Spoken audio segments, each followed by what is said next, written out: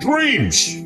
Dreams are probably one of the most uninteresting and boring things that you can talk about. Show us your tits! Which is why I made an entire video. Listen, dreams get a bad rep. While most people ignore their dreams completely, myself included my entire life, I did this experiment where I started a dream journal. I can't believe I'm saying that unironically.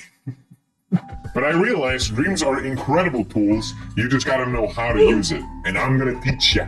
So I decided to log my dreams for 30 days, just to see what would happen in my dream journal. I had very little expectations going into this, but the result was actually really surprising. Part of me don't even know if I want to share it. Now, the reason I decided to do this was not to charge my chakra or align my inner frequency with the moon. It was because of these two guys. I wanted to do this because of Nietzsche and Jung. Nietzsche was one of the first philosophers who understood the importance of the unconscious. He didn't see dreams as just random nonsense, but as an intrinsic art. And in our dreams we create without filter and without logic to suppress this. It gives us a raw emotion and expression of ourselves. Jung then took this idea and basically ran with it and created a whole framework around it. And he believed that dreams were not just expressions from your inner self, but also even conversations with it, which would give you insight from the deepest part of you. You! Yes, you, I'm talking to you. You have a shadow. Not your physical one. Or is it physical now that I think about it?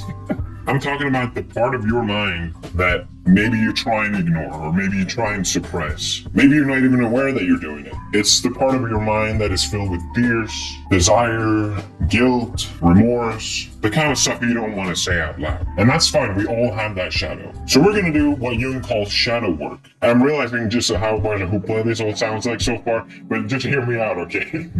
So shadow work is taking notice of that part of you that you don't necessarily want to acknowledge and not fighting it, but rather listening to it and integrating it with yourself. So the goal of this for me, keeping Nietzsche and Jung in mind, is to try and listen to my dreams, see if there's any hidden messages from within that is trying to reach me.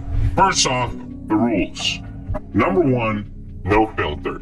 I think for this to work, I have to be very clear with everything. Even if I don't think it makes sense, or even if I think it's irrelevant or embarrassing, I have to make sure I put everything in there. Number two is what I've learned is I have to do is to write immediately after waking up, because otherwise everything will be lost. And it's the only way for this to really work. And number three, which is very important, is for me to be honest. I feel like people lie when they talk about their dreams a little bit, you know, they spice it up or maybe change things to be interesting. For this to work, I can't do that. I have to be 100% honest. Otherwise, what's the point? So that's the rules.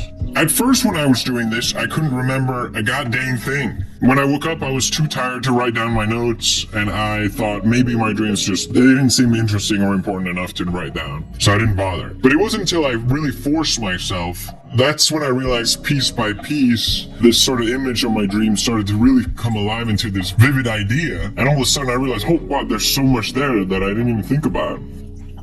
Which leads to my very first dream. I finally had it. Do you dream? Alright, here we go. I sketched it out, but maybe it's more clear what I'm talking about. This dream was my first dream, and I call it the shooting. It probably looks worse than it is. Just hear me out. I was at a fancy dinner party, and Obama was also here for some reason, and there was this ongoing game going on that everyone took part on. The game was simple, and it's like you had to shoot that target over there in the corner. Not the people, but every time that it was my turn to play this game, something would go wrong. The gun would jam, it wouldn't fire, it would break, something weird happened. Every time that happened, the game had to reset. But the weird part was that every time it reset, the conditions of the game slightly changed. And I could tell it made the game easier in my favor, like I got an unfair advantage. Maybe the target got closer or something. Something happened that tipped the odds in my favor, basically. And I was trying so desperately to take advantage of this, but every time it failed.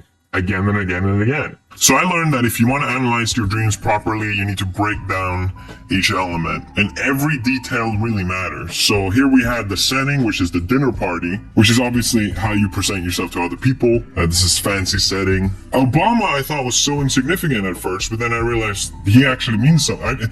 I just thought it was funny and silly. Oh, like Obama was there, that's crazy. I realized that Obama represents charisma, status, maybe authority, and it all ties into the setting. The gun that won't fire is clearly my ego, like my ego wanted to perform an action, but my unconsciousness is stopping me from doing it. You probably had a similar dream like that, where you want to do something, but something is stopping you, and there's a reason for that. The game reset was difficult for me to understand. At first, I thought it was about unearned success and maybe guilt. That would make sense at least. But that doesn't make any sense because I'm extremely overconfident. But then it clicked, and this is where we get to the shadow part, because for me it's a little uncomfortable to admit, and it's the fact that I want to prove myself to other people. Sue me, okay? But I sort of hate that I care. Part of me doesn't like that I feel that way, you know? I still think back and I got a compliment from a stranger like 12 years ago on the street, and I'm still like, that was...